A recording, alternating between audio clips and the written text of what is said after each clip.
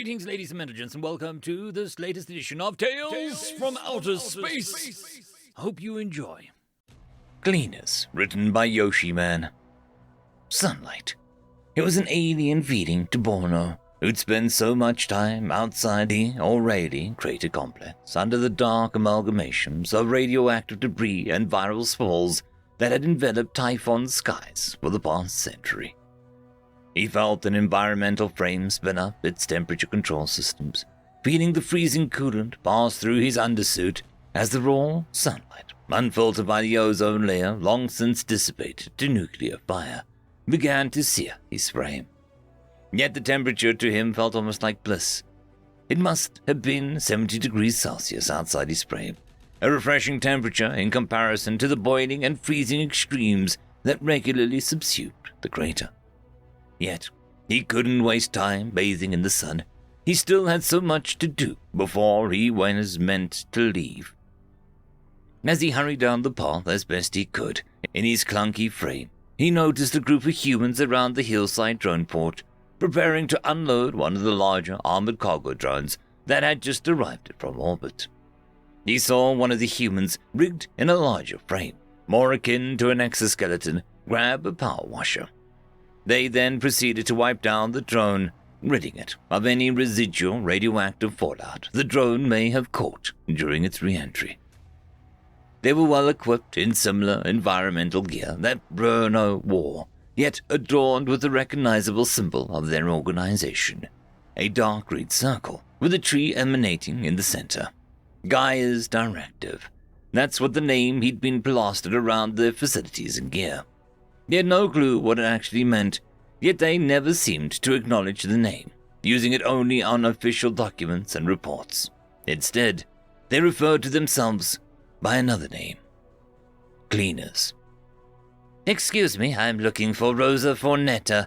Any of you guys seen her?" he called out to the band of humans on his frame speaker. She's a bit down," from the hillside. One of the humans called out, equipped in a bulky matte white environmental frame. It pointed at a recently installed drone hangar further down the hill, where a group of humans seemed to be in the middle of a discussion near several large hexapedal automatons. "She's just talking to the techs about getting her echobots to scrounge up the fallout around here. They should be finishing up now." "Thank you," Borno called out to the human, waving a goodbye as he started to walk down the metal stairs that had only recently been installed against the hard basalt stone that made up the crater. He took another glance at the small patch of sunshine, where the light gray haze of the upper atmosphere could be seen. Yet, as he gazed at the rapturous sight above, he also made out a few faint shining silhouettes. At first, he thought that it was just graphite particles in the air, sparkling against the sun's rays. Yet, as he magnified his visor at the phenomenon, he suddenly realized what he was seeing. There were hundreds of them, if not thousands, coursing in the chaotic stream above Typhon's atmosphere. It suddenly connected with him. They were terraforming satellites, massive kilometer-sized instruments dedicated to reversing the decay of Typhon's once habitable atmosphere. Instruments must have led to the small patch of sunlight on this dead world. And it hasn't even been a year yet, Borno thought. 20 years at the complex, and the best he'd done as director was stem the radioactive pollutants gushing from the ancient crumbling reactors and find the remaining seed pods on Typhon's extinct flora and fauna. And here the humans were, showing him up, accomplishing something he hadn't done in only a year. Not that he minded it. They were truly mad for trying to tame Typhon. The fact that they were doing it charge-free made Borno a bit suspicious, but it seemed those in office didn't care, probably more interested in securing the next election than paying attention to extra solar security. It didn't change the fact that the humans were starting to make serious developments. Just a kilometer beyond him stood a near-complete skeleton for a terraforming plant. It was an ugly thing to look at, made out of prefabricated paneling, 3D printed scaffolding, and copious amounts of ferrocrete, with numerous bulking wires and tubing lining its superstructure. Its contents made up with its hideous nature, 4 gigawatts worth of molten salt reactors, monstrosities in their own right, set to power the nascent rings of the air scrubbers around the crater, dedicated to pulling in radioactive debris and pumping it back into the plant, where the air would be purified, then transformed into ozone, which would then be discharged high into the stratosphere. It was meant to be the first step towards heating Typhon back to its once pristine state, though by itself it wouldn't have any impact on heating the planet. That's why the humans were planning to build thousands of terraforming plants across the planet, and they had just set up a baseline capability to start mass-producing these engineering monstrosities. "Hello!" Borna yelled out to the group, pacing down the shoddy concrete path leading to the hangar. "Is there a Rosa Fonetta here?"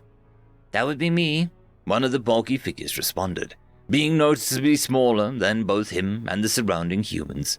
This figure seemed to be at the top of the command chain, with a frame expressing her rank of director, like himself.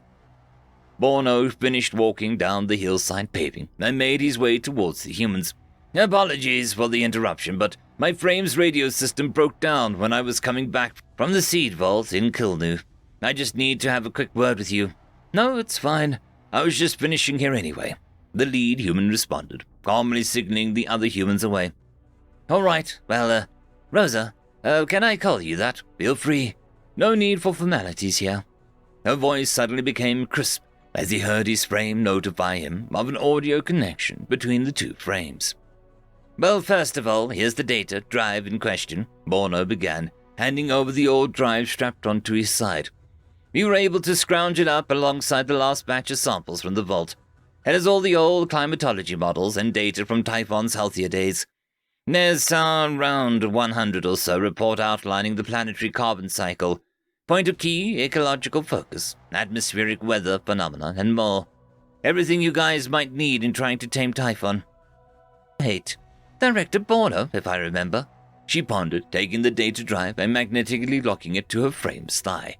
He quickly realized that the humans had no way of really knowing who they were talking to, as his crew didn't have any official insignia to determine rank or status. Borno chuckled as the rather small human gave him an inquisitive gaze, her pale facial features made clear through the transparent visor that she wore. "That's me, though the director title won't be there much longer." Oh, before I forget here," Borno continued, searching in one of the frame's protective pockets before he fetched out a small USB stick. "You're going to want to relay that to your guys' robots. One of your IT guys told me to give it to you, seeing how you're the only one with full administrative clearance. Supposedly, it's meant to allow them to detect viral spore growth and stuff, reducing both the risk of viral exposure and something like that." "Oh, thank you," she said, immediately plugging in the USB's contents into her frame before any radioactive elements could affect its stored information. "Still, why the demotion?" "It's no demotion," he said, smiling upon seeing the concerned demeanor of the human, though not sure if she could see him through the worn-out visor. "Set to leave in just a few days, apparently to supervise a para-terraforming job on one of the dwarf planets." Rosa peeked her head. "Leaving so soon?" she puzzlingly asked. "We haven't even gotten started on the real work yet." Of course, this wasn't real work to them, as if setting up a colony-sized industrial base on a hellish rock like Typhon in only a year wasn't some sort of phenomenal accomplishment. That wasn't even mentioning everything that they'd done in orbit. He'd seen the images, entire fleets worth of orbital constructions assembling vast orbital shades and terraforming satellites. All of this in a year, and the humans had been planning this project to take centuries. Just the thought of it gave Borno a warm feeling inside. Perhaps life might return to this planet one day. "It's not just me," he replied, backtracking from his thoughts. "The entire site is being transferred to you guys as per the agreement, meaning that my crew is going to be dissolved, taking us in our own lonesome ways across the system." He felt his frame slowly start to warm up, pulling out a coolant while having the internal radiator start warming his undersuit. His frame, read off that cold front, was meant to be blowing in soon, with a chill of minus 34 degrees, with a high of concentrated viral spores. "Oh," Rosa mumbled, a hint of disappointment in her voice. I was under the impression that you guys would be working alongside us for the long term, especially considering all the help that you've given us in this year alone. The truth is that we were meant to leave 3 weeks after you guys officially got the go-ahead on terraforming this husk. The thing is, I've continuously extended the deadline, he explained. Couldn't just let you folk waste years just to get where we were. Oh, Rose's eyebrows peaked in surprise. Well, thanks. You guys have been a great help. Though I'm surprised you got your crew to go along with the extensions. Borno smiled. Typhon's a radioactive dumpster fire, but a lot of us have our ancestry here, including myself. We all want to see this place healed. And everyone was willing to spend just a bit more time here to set you guys up with the best chance of seeing that vision through. So, you were born here? Oh, souls no, he started, turning his view away from Rose's frame to gaze at the scorched wasteland beyond the complex. I was born on a makeshift orbital a few years after Typhon's demise, an orbital manufacturing platform turned refugee center. Parents were one of the lucky few that were able to catch the lost shuttles out before things escalated to thermonuclear war. As a kid, they would always tell me stories about Typhon. The stuff of fantasy and history. Stories about the great sky bison that once roamed across the sky, or the tales of the first explorers on Typhon and their magical discoveries. Sometimes, I would spend hours looking at Typhon, either through external cameras or old-school glass windows, dreaming about the stories my parents had told me and thinking, what if we could go back? So is everyone else like you, wanting to stay in their ancestral homeland? Rose a question. Ancestral homeland. The wording had his eyes roam across the barren rock and soil, looking at the various old electrical pylons, roads, and buildings whose remains still stood strong, even under the century-long siege by the harsh elements, remnants of a world long since passed to nuclear fire. Well, kind of. Most people are like me, having some sort of inclination towards Typhon, Burno said with a hint of pride. Makes sense when you think about it. For every year a person stays on Typhon, it's said that they lose 4 years of their life. Is it true? Maybe. Typhon has racked up quite the reputation over the years. Even then, it is rumored like that which led people to never accept a posting on Typhon. Except people like me. It's just when you know what this planet was once like, because, well, I can't really explain it in words, but you just find yourself naturally attracted to her. Rosa gave a nodding gesture. I feel you. Always odd people like us who take on these tasks. I wouldn't say odd people, he chuckled. More like people who long for the past. Well, you should try and stick around just a little while longer. We're having a party at the terraforming plant at the end of the week, popping open the bottles for a year's worth of work well done. It would be a damn shame if you guys weren't present. The help you guys have given us has easily shaved decades in planning and research alone. Borno felt a slight burn in his heart, knowing that he would be leaving Typhon, his work, and all the people he'd come to call friends. I'd love to do that, really, he said chuckling. The only issue is that if I delay our move one more time, I might actually get fired this time. For real. Why not join us then? She bluntly suggested, her blue eyes giving him a genuine look. You mean join you guys, like your organization? Yes. It's obvious that you and your crew are dedicated to Typhon. The fact that you've been putting off a transfer for a year now already shows that. Plus, you didn't seem so enthusiastic about the para-terraforming gig. So, why not join us? Well, out of everything he had expected or for today, a job offer was not one of them. It wasn't to say that he wasn't interested in the human's proposal. He made a hefty amount as a site director, especially with those juicy hazard pay bonuses. Come on, Rosa said naggingly, her frame's posture becoming more casual. It's clear that you see Typhon as your home, and wouldn't you like to see your childhood dream through? The return of this place back to its glory days. He hung his head down for a second of contemplation, trying to evaluate his own feelings towards the idea of staying on Typhon. Look, us humans have a saying, home is where the heart is. You treat Typhon as your home because it's where your heart is tied the most to. The effort you've already put into this entire operation says enough about it. Your childhood had you immerse yourself in stories, tales of people and cultures who called Typhon their home. And through this, you became a surrogate of Typhon itself, whether you knew it or not. I mean, I never really seen myself as a person of Typhon. Then what do you think of yourself as? The question hit Borno like a hard rock. It was one of those questions that he and his crew would always subconsciously ignore, because, in their eyes, they were all kin, and kin never questioned the fundamentals of home and belonging. The orbital he'd once been born in had been decommissioned only 7 years after he was born.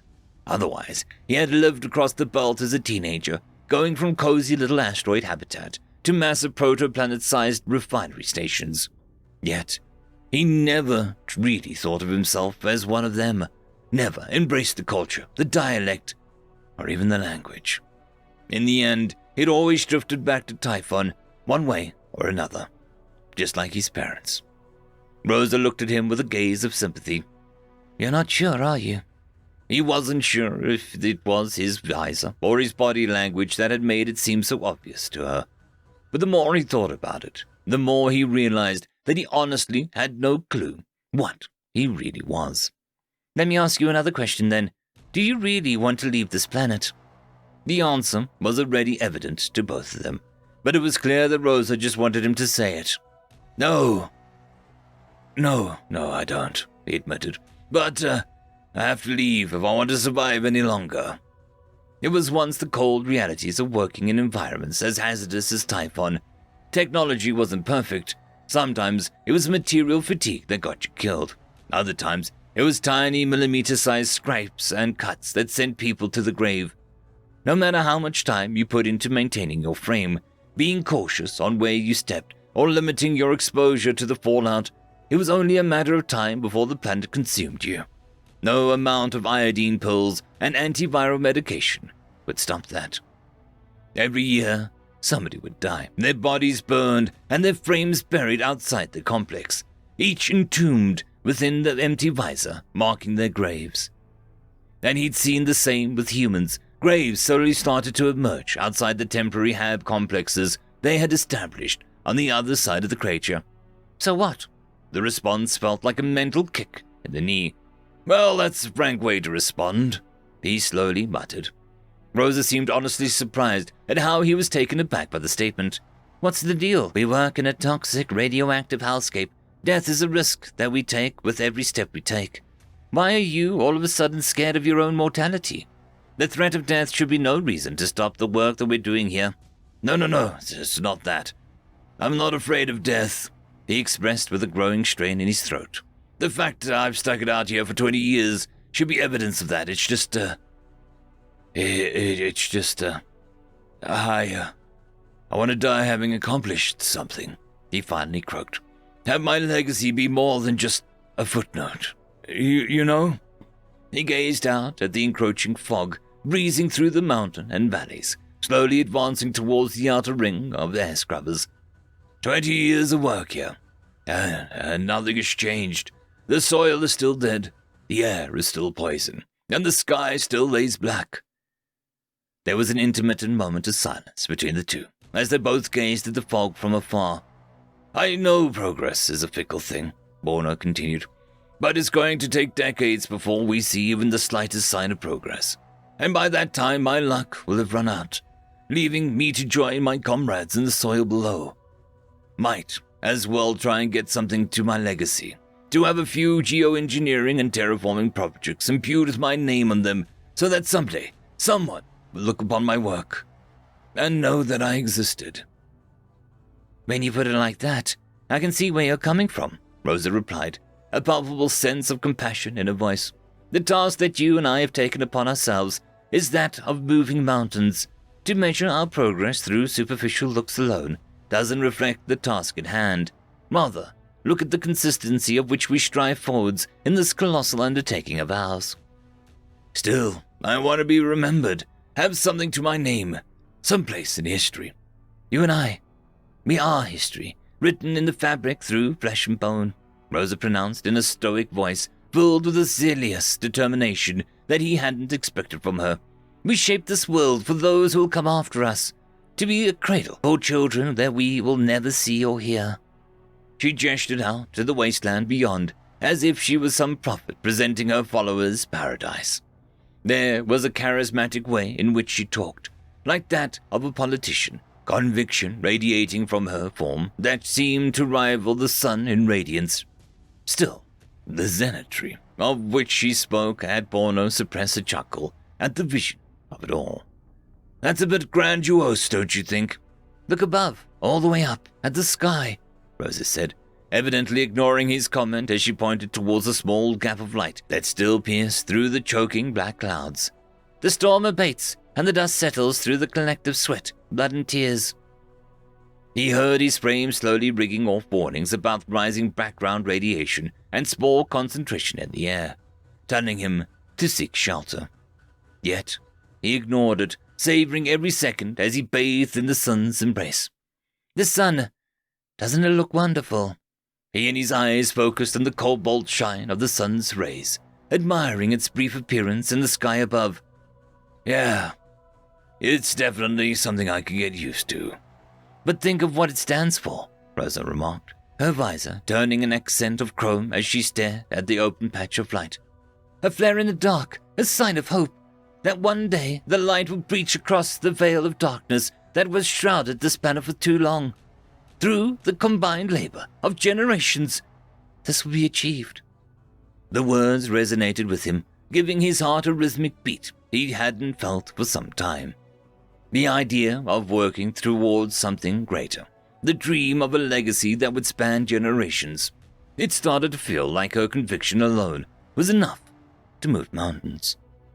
It still sounded a bit fantastical, like some overpromised visionary who could speak but not act. Being a bit zealous, don't you think? It seemed as if Rosa had just realized the tone of her ramblings, as the zealous conviction that filled her face slowly started to dissipate. A bit, yeah, she chuckled. But when your family's been striving towards the same thing for generations, the mythos of it all starts to get to you. Same thing? As in Typhon? No, not that. Typhon will be my goal, yes, yet it will only serve to pave the way for the final project. It took Bono a few seconds to connect the dots before he realized what she meant. He didn't know much about human history, but everyone knew about Earth. You honestly think that it can be done? I've seen the videos of it. It makes Typhon seem like a paradise in comparison to it. There was a sorrowful smile on Rosa's face. My father was a cleaner, just like me, purifying worlds so that the children could one day play in the groves planted by the likes of us. His father was the same, and so was his father before that, all in the goal of one day stepping back on the soil that made us who we are, the dream that one day children would breathe on a green earth. Only then will the bones of our forefathers rest satisfied that their sacrifice was not in vain. There was a weight in her words, the weight of generations' worth of lives dedicated to one dream, one goal. Typhon is an opportunity for us all, she continued, her voice radiating a sense of determination and conviction. An opportunity to rectify a monumental folly of a generation past for all to see, to show that even worlds as lost as Typhon can be cleaned and healed. It's opportunities like this that help us grow through experience and knowledge, and through the work that's done here will allow our descendants to push ever further in the dream of a green Earth. That will be my legacy, a legacy engraved into the very history of Earth itself. That's one philosophical way to say it, Morna remarked with a smile. I'm starting to see your point. You and I are both cleaners, as you humans love to put it. We work for different organizations, yet in the end we seek to wipe our ancestors' debt, to relive what has not been lived for centuries. Rosa grinned as she finished talking, poetically said, even if you just copied what I said beforehand, maybe. Or maybe I'm just starting to get it now, he playfully retorted. There was a brief moment of silence as they both reflected on each other's words before Rosa turned towards him and placed her frame's bulky hand on his shoulder. My offer. Go give it a thought. Talk it over with your crew. I'm in Hab 4 if you ever want to talk about it more. She patted him on the shoulder, the audible hydraulics of her frame marking each step as she headed back towards the confines of the drone hangar, leaving him all by himself, watching as the dark clouds slowly started to envelop the last open patches of light. Cleaners! The word was starting to resonate with him.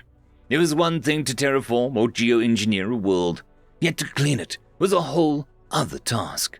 It had him look at the left corner of his visor, where a tape picture sat. It wasn't something people could notice when they looked at him and his visor, but he always found himself gazing at it from time to time.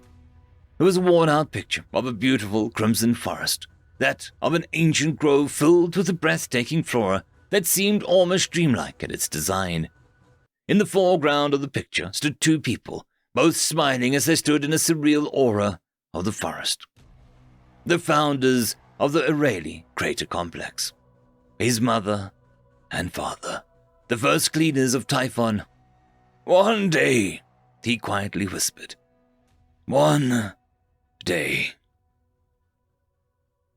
End of story. I would just quickly like to thank the T5 channel members and patrons: Caspar Arnholtz, Cam Maxwell, Parky, It's Difficult to Pronounce, Lord Azrakul, and Arcadian.